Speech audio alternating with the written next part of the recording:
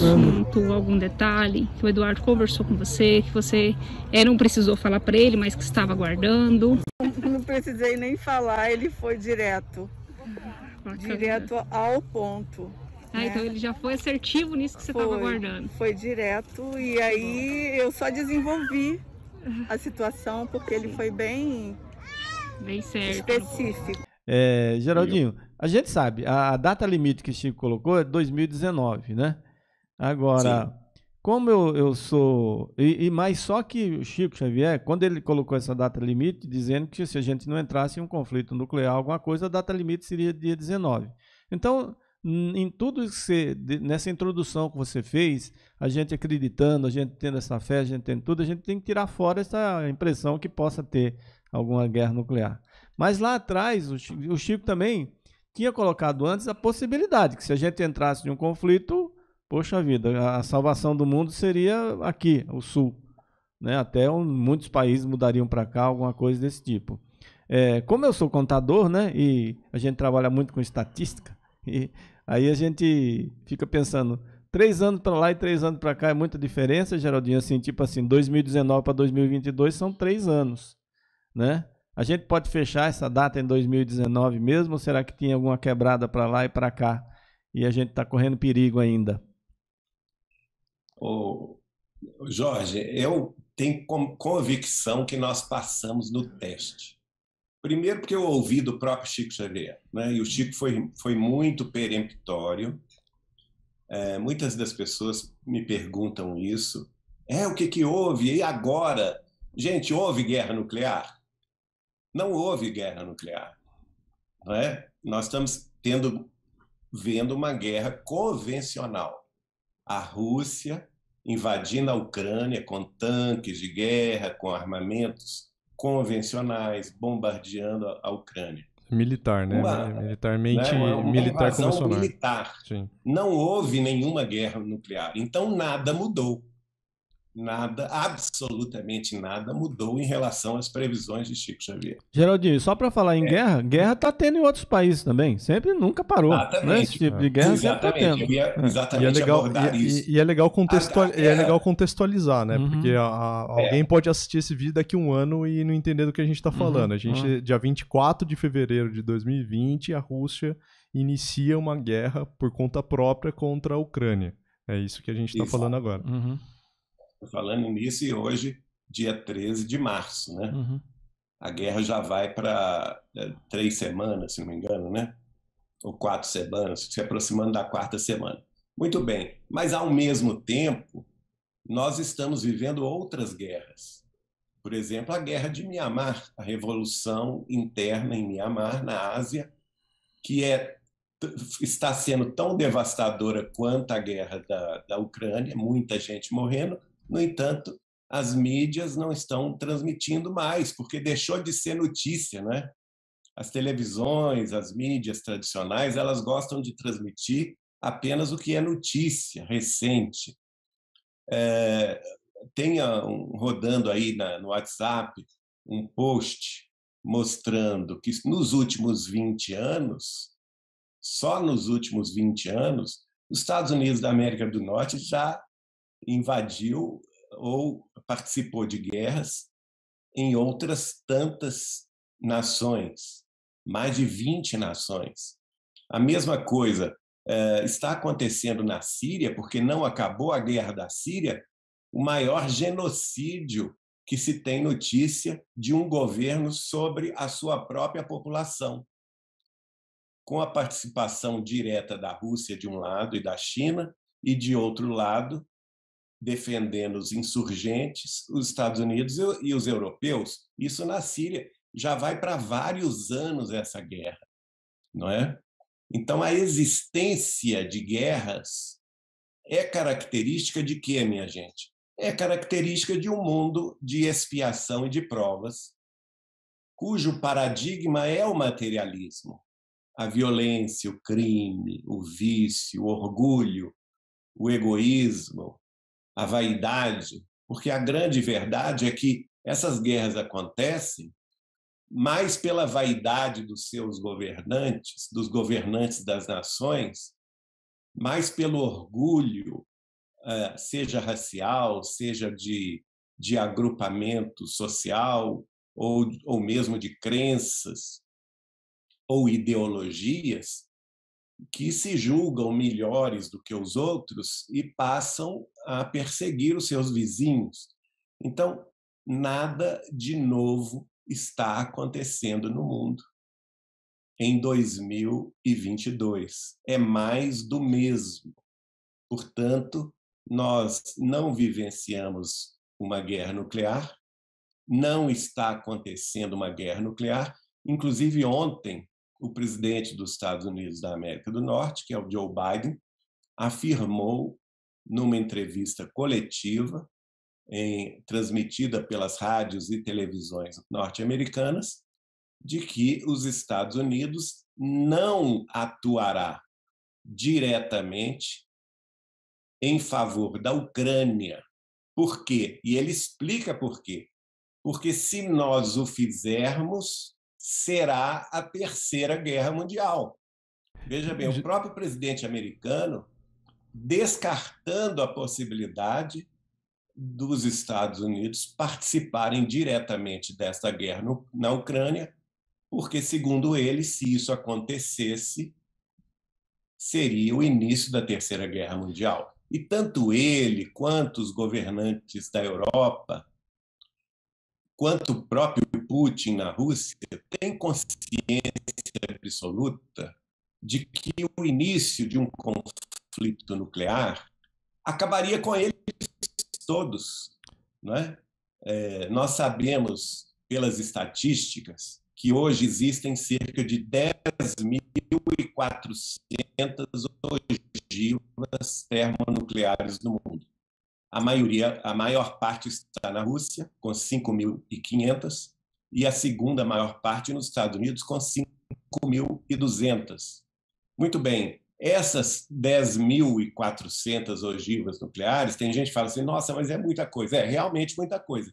Se elas fossem usadas todas, seria capaz de destruir a face terrestre 80 vezes.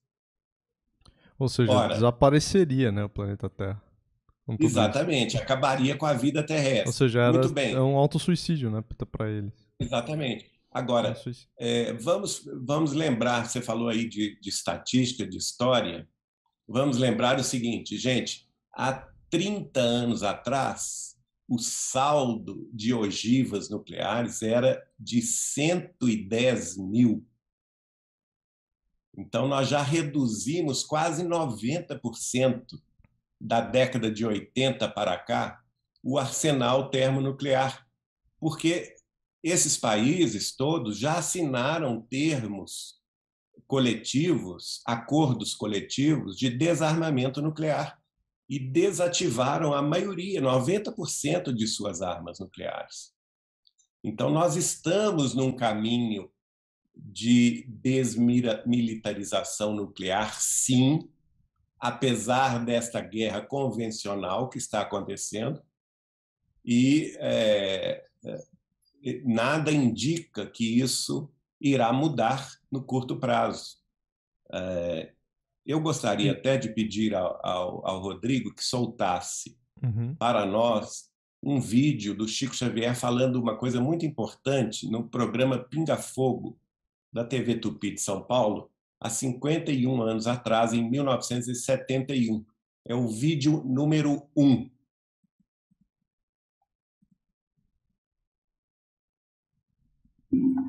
Os países mais cultos do globo puderem suportar a pressão de seus próprios problemas sem entrarem em choques destrutivos, como, por exemplo, guerras de extermínio que deixarão consequências imprevisíveis para nós todos no planeta, então veremos uma era extraordinariamente maravilhosa. A própria automação, diz ele, nos está dizendo que nós vamos ser aliviados ou quase que aposentados do trabalho mais rude no trato com o planeta para a educação da nossa vida mental, através de informação informações do universo com proveito enorme, proveito incalculável para benefício da humanidade.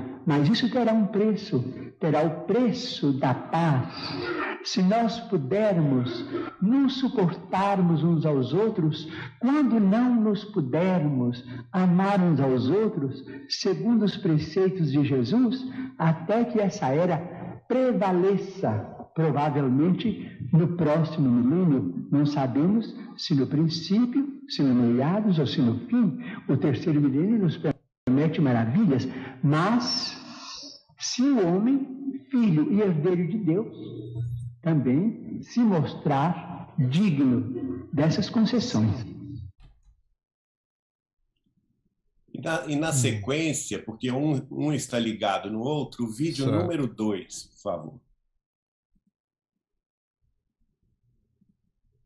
Não entrarmos numa guerra de extermínio nos próximos 50 anos, então nós podemos esperar realizações extraordinárias da ciência humana partindo da Lua. Então, diz o nosso Emmanuel que está presente, teremos, quem sabe, a possibilidade de entrar em contato com outras comunidades da nossa galáxia. Então vamos definitivamente encerrar o período bélico na evolução dos povos terrestres, porque nós vamos compreender que fazemos parte de uma família universal, que não somos o único mundo criado por Deus. O próprio Jesus, a quem reverenciamos como nosso Senhor e Mestre, disse: há muitas moradas na casa de meu Pai. Portanto, nós precisávamos prestigiar a paz dos povos, a tranquilidade de todos, com o respeito de todos, com a veneração máxima pela ciência, para que nós possamos oferir esses benefícios no futuro, talvez mais próximo do que remoto, se nós fizermos por merecer. Muito bom, né? Muito claro, Chico, né, gente? Sim. Então, mas ele fala de forma condicional, não é?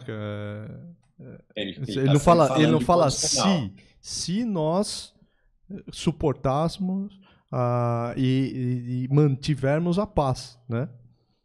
Você vê isso? Mas aí é que está. Na conversa que eu tive com ele em 1986, ele revela, por exemplo, que no programa Pinga Fogo, o programa Pinga Fogo foi realizado em 1971, em 2 ocasiões. A primeira no mês de junho e a segunda no mês de dezembro. Muito bem. Essa que nós estamos vendo aí foi no mês de junho de 1971. Então, quase 51 anos. Né? Agora, em 2022, vai fazer, em junho, 51 anos desta fala de Chico Xavier. Quando eu vou conversar com ele, vocês ouviram aí ele falando do prazo de 50 anos. Né? Se nós conseguíssemos nos suportar uns aos outros, notem bem, ele não fala para a gente nos amar uns aos outros, como Jesus nos amou, embora isso fosse o ideal, mas se nós conseguirmos nos suportar uns aos outros, como nações. E comigo, em 1986, ele vai revelar que o início desse prazo se deu em 1969, em julho, quando o homem pisou na Lua pela primeira vez através do programa Apollo da NASA dos Estados Unidos da América do Norte. No dia 20 de julho de 1969, os astronautas da Apollo 11, pela primeira vez na história, tocaram com os pés o solo lunar, não é? Então ele vai me dizer que naquela época houve uma reunião das potências angélicas que dirigem o sistema solar, não é a Terra, não, o sistema solar. Eles estavam preocupados com a chegada do homem na Lua, porque naquela época havia uma corrida armamentista entre a OTAN e os Estados Unidos da América do Norte, e, do outro lado, a cortina de ferro, com a União das Repúblicas Socialistas Soviéticas, e do outro lado, na Ásia, com a China. E que havia essa corrida armamentista com a intenção de utilizar a Lua, inclusive, como base militar e experimentos nucleares injustificáveis. Então, as potências angélicas que dirigem o sistema solar, dentre elas Jesus, se reuniram. E o Chico vai me dizer que essa reunião é aquela prevista por Emmanuel no livro A Caminho da Luz, no final do livro, quando Emmanuel revela que essas mesmas potências angélicas haviam se reunido na face da Terra, na proximidade da Terra, por 2 ocasiões apenas. A primeira, quando a Terra foi formada, há 4 bilhões e 500 milhões de anos atrás, e a segunda, quando Jesus nasceu na Terra, portanto, há 2.000 anos atrás, 2.000 e poucos anos atrás. E havia uma previsão que, no final daquele século XX, Emmanuel escreve isso, uma terceira reunião estaria prevista. E o Chico vai me dizer, essa reunião já aconteceu no dia que o homem pisou na Lua. E lá eles discutiram, né, quando eu falo potências angélicas, eu estou me referindo ao Cristo do sistema solar, que é superior a Jesus, ao Cristo do planeta, o diretor do planeta Mercúrio, ao Cristo de Vênus, o próprio Jesus, que é o Cristo da Terra, ao Cristo de Marte, de Saturno, de Júpiter, de Urano, de Netuno, de Plutão, todos os diretores, todos os governadores desses planetas. Muito bem.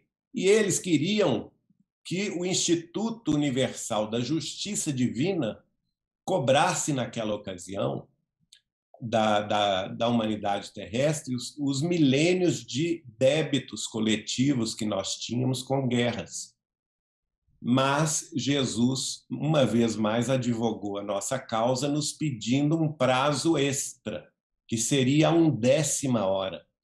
E esse prazo extra, depois de muitos debates entre eles, foi concedido de 50 anos. Por isso é que o Chico, no programa Pinga Fogo, ele faz referência aos 50 anos. Mas eles impuseram uma condição, e essa condição foi a de que, neste período de 50 anos, entre 1969 e 2019, nós não entrássemos numa guerra nuclear, a chamada Terceira Guerra Mundial, cujas consequências seriam devastadoras. E notem bem que, quando o Chico, nesses 2 vídeos, fala sobre os 50 anos depois, né, o prazo de 50 anos, na condicional, ele fala dos avanços que nós teríamos depois deste prazo. E esses avanços, minha gente, basta a gente pesquisar, já estão acontecendo no campo da medicina, no campo da ciência, no campo da tecnologia. Notem bem que o Chico fala que o papel preponderante a partir desses 50 anos seria o papel da ciência terrestre.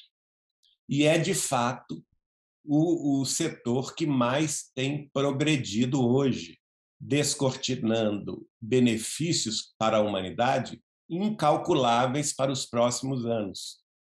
Então, nós estamos mesmo diante de um ponto de inflexão na nossa evolução coletiva, em que a ciência já está tendo parte neste ponto de inflexão, de aceleração dos processos de mudanças que todos passaremos a vivenciar a partir de agora.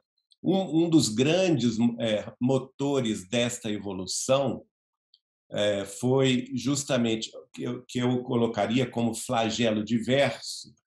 Aliás, quem coloca isso não sou eu, é o próprio Allan Kardec, no subtítulo Flagelos Diversos, do capítulo 18, que é o último capítulo, Sinal dos Tempos, os tempos são chegados, do seu último livro, A Gênese, os Milagres e as Predições segundo o Espiritismo. E segundo Kardec, os flagelos diversos acontecem justamente para apressar a evolução da humanidade.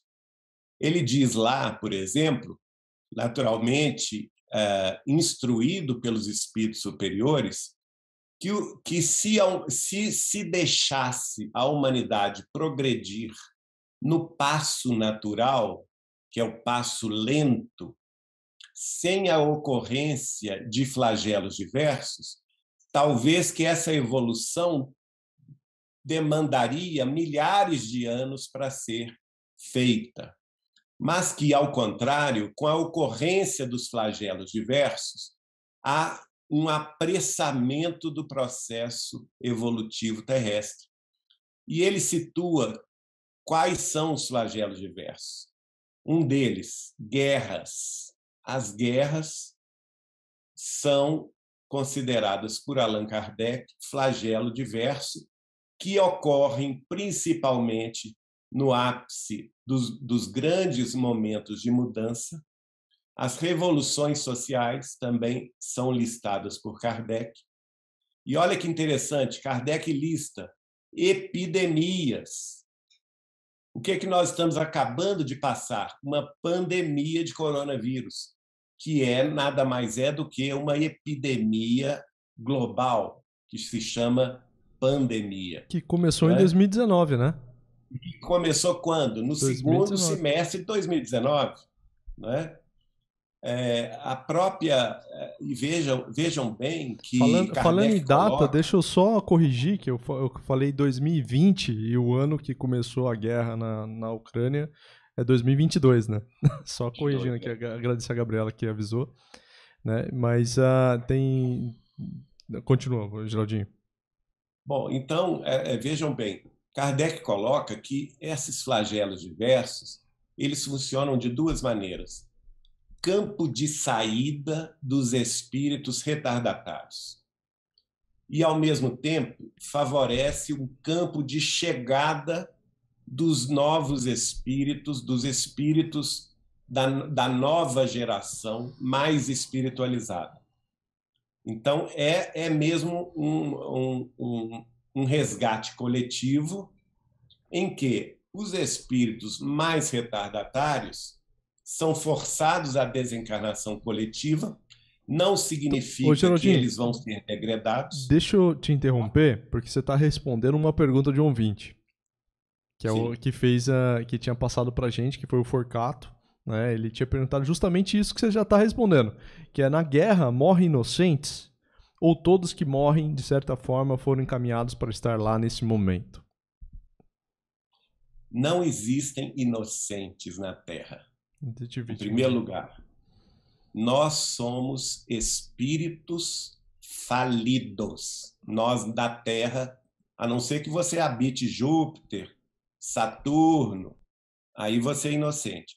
Agora, nós habitamos um mundo de expiação e de provas.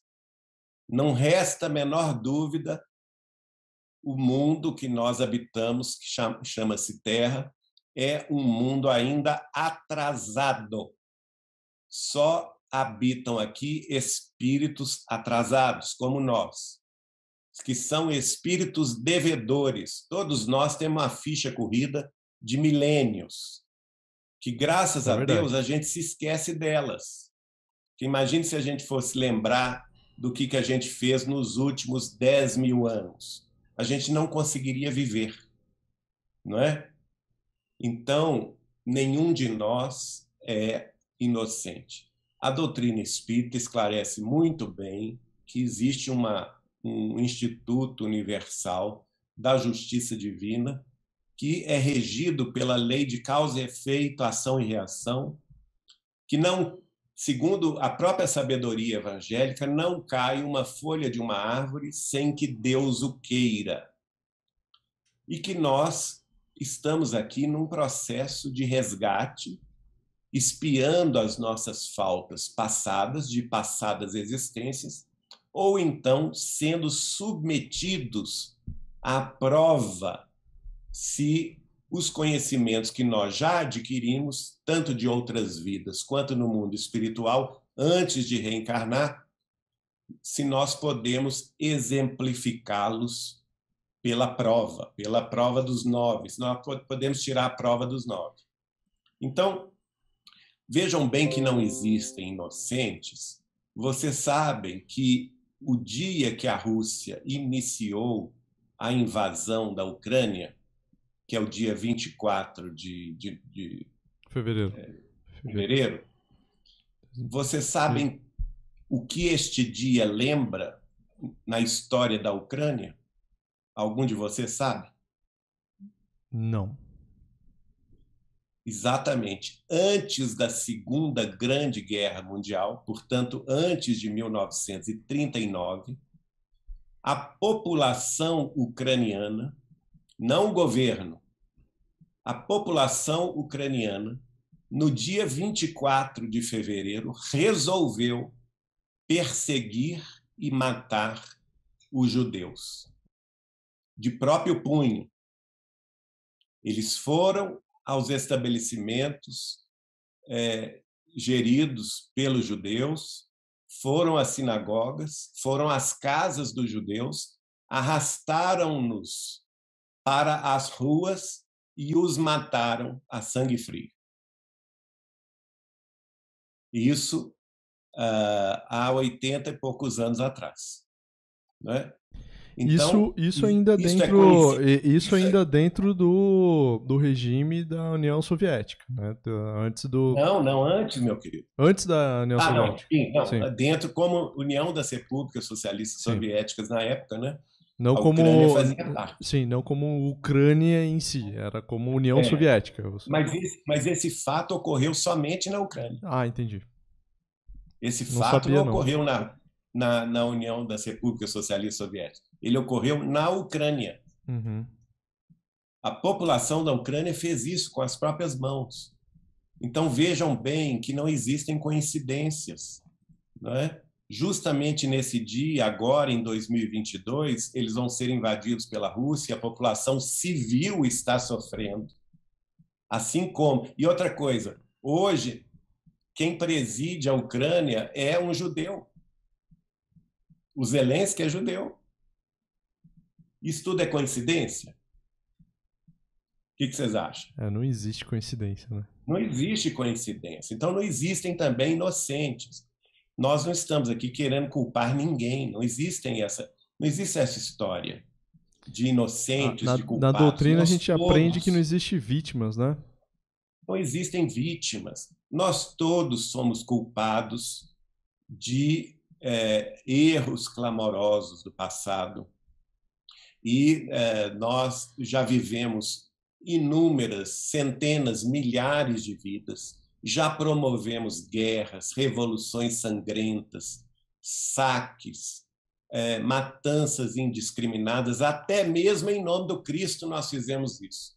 Então, minha gente, não vamos achar que nós não temos nada compacto. Nós temos, sim, responsabilidade. Eu tenho visto muita gente que fala assim, mas eu sou uma pessoa tão boa, não é? E moro aqui no Brasil, o que eu tenho com isso? Lá da Europa, da guerra, e eu vou pagar o pato?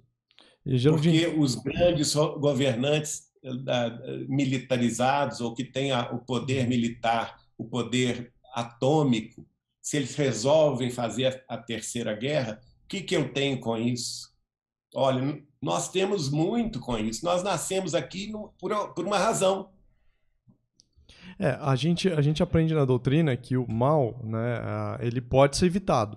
Né? Ele não tem que se ocorrer. Não existe. A gente não acredita em karmas, né?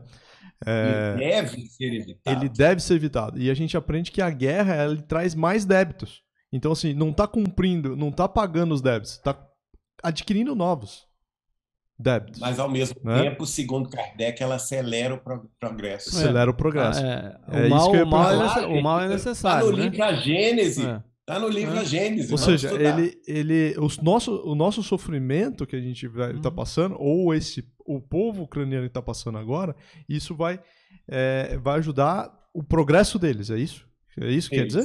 E também no mundo todo, né, Geraldinho? O mundo todo. O mundo todo progride. Aí a gente volta exatamente no... É necessário que venha o escândalo. Quem está provocando o escândalo vai ter que acertar as contas, não tem jeito. Agora, o escândalo faz o mundo progredir. Geraldinho, eu queria dar uma paradinha para a gente fazer um intervalo, porque os ouvintes estão reclamando aqui já. Então, o Marcos Sugai mesmo colocou: o Geraldinho, quando vem no programa, hipnotiza a gente, não dá nem para levantar para pegar um café. Entendeu? Ele coloca... Diz que a justiça divina é perfeita, nós é que não ligamos os pontos. Né? Vamos fazer um intervalo? Colocar